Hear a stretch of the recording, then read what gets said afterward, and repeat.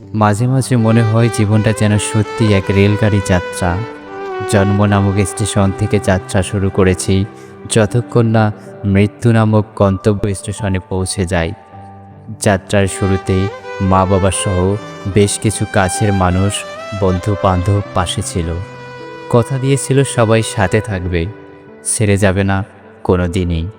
তারপর কয়েকটি স্টেশন যেতে না যেতেই অনেকে আর একটু ভালো জায়গা পেয়ে অন্য কামরায় পাড়ি দিল, কিন্তু কথা দিয়ে গেল নিয়মিত দেখা করতে আসবে। একদিন আমিও চেষ্টা করে একটু ভালো জায়গা পেয়ে কামরা বদল করলাম। দূরত্ব বেড়ে যাওয়ায় নিয়মিত যোগাযোগ করা কষ্টকর হয়ে গেল, কিন্তু বন্ধুত্ব বজায় রাখার প্রতিশ্রুতি দিলাম সবাই। কিছুদিন পর আমার বন্ধুরা তাদের কামরায় নতুন বন্ধু পেয়ে গেল, আমিও অনেক নতুন বন্ধু পেলাম আমার কামরায়। সবাই নিজেদের কামরায় নতুন বন্ধুদের নিয়ে এত ব্যস্ত হয়ে পড়লাম যে প্রতিশ্রুতির কথা ভুলেই গেলাম।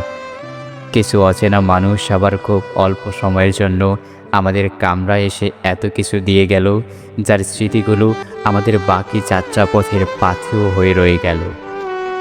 অথচ বিনিময়ে বিশেষ কিছুই দিতে পারিনি তাদের। তবু স্বল্প সময়ে তারা আমাদের মনের মণিকোঠায় স্থান করে নিল। অপরদিকে কিছু প্রিয় মানুষের গন্তব্যস্থল চলে আসায় প্রবল অনিচ্ছা সত্ত্বেও তাদের অশ্রুসিক্ত নয়নে বিদায় জানাতে হলো। কিছু প্রিয়জন একই গাড়িতে থেকেও আর কোনো দিন দেখা করতে এলো না। কিছু প্রিয়জনকে আমার দেখতে যাওয়া হলো না। অনেকে আবার যাত্রাপথের শেষ পর্বে আমায় খুঁজে ঠিক আমার পাশে চলে এলো, যাদের আর কখনো পাশে পাবার আশাই ছেড়ে দিয়েছিলাম।